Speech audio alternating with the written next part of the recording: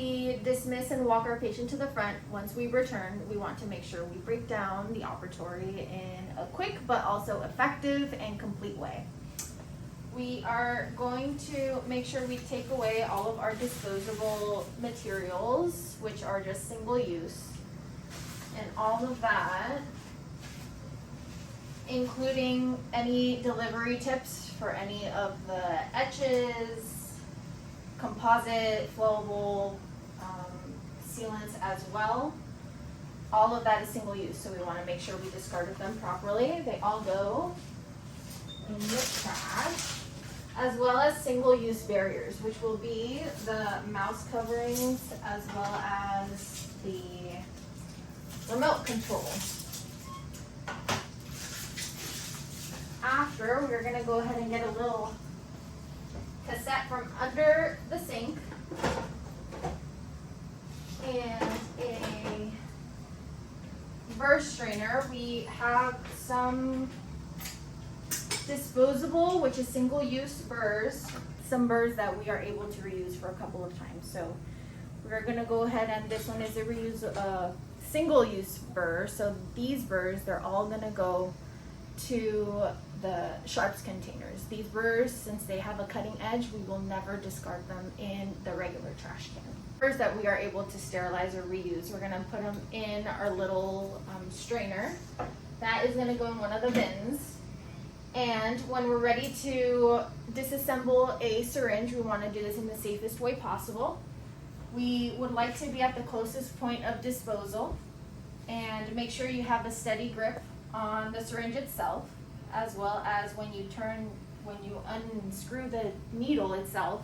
We never want to hold it from the top, or we want to hold it from the base, and just quickly but safely. We don't want to be changing it from hand to hand. Just go ahead and discard it, as well as the used carpule that was in there. After that is there, we could go ahead and keep on putting our instruments into these color coordinated cassettes.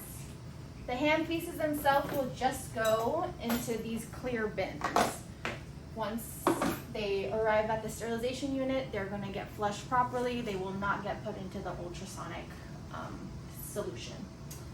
Then once we discard all of our disposables, we always want to make sure to check the nitrous nose and making sure that the little flap is always engaged. Sometimes the flap likes to get stuck on the inside. We want to make sure it's all together, those two pieces. You could put them in the cassette as well. So once we ensure that all of the instruments are ready, we are going to go ahead and leave them in the sink. In the meantime, that we either keep on wiping down the room or somebody comes in to take it to the sterilization lab. So we want to make sure that there is no cross-contamination or anything that is left that was touched during an operative procedure. So everything that we touched, everything that we used is going to be thoroughly wiped down.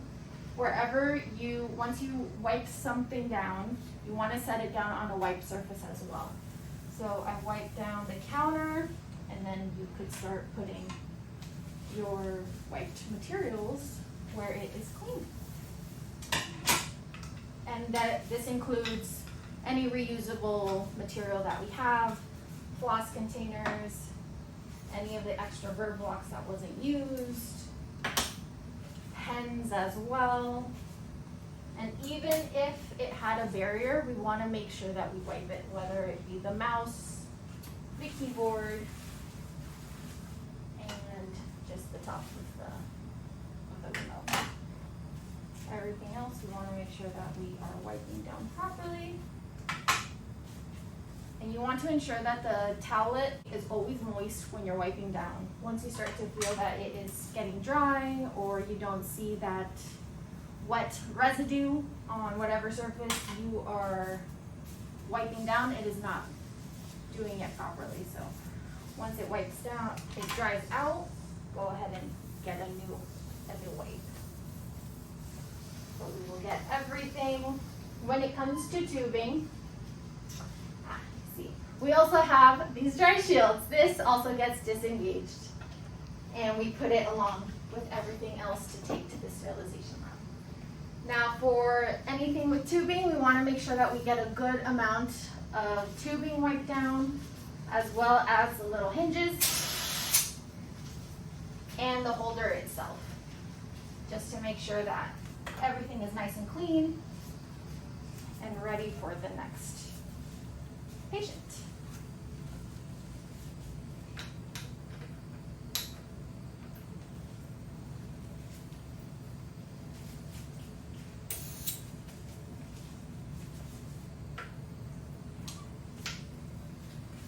Anything that may have any residue, you want to make sure that you are wiping it properly.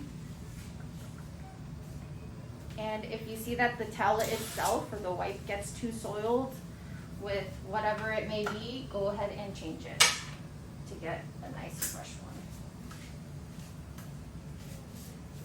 So any of this, all of these should be wiped, especially since they were exposed to the aerosols during treatment. Even if the handpiece itself wasn't used, we want to make sure we still cover all the tubings.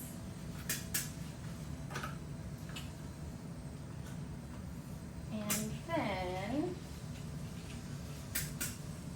once we finish with these,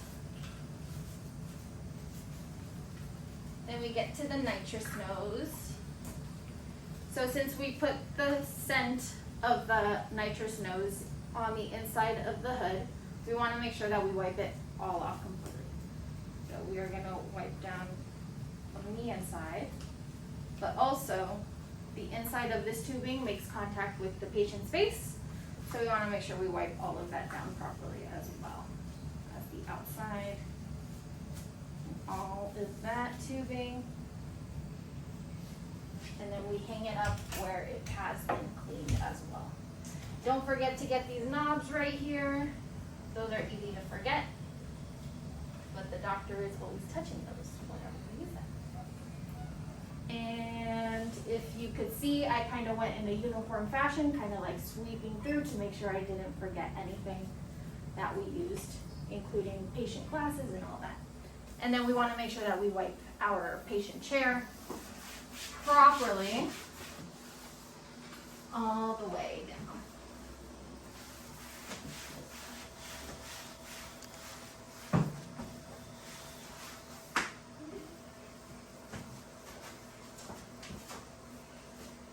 And once you wipe something down, try to avoid touching it with your dirty hands or your gloves again, just to make sure that there's a possibility of contaminating it again.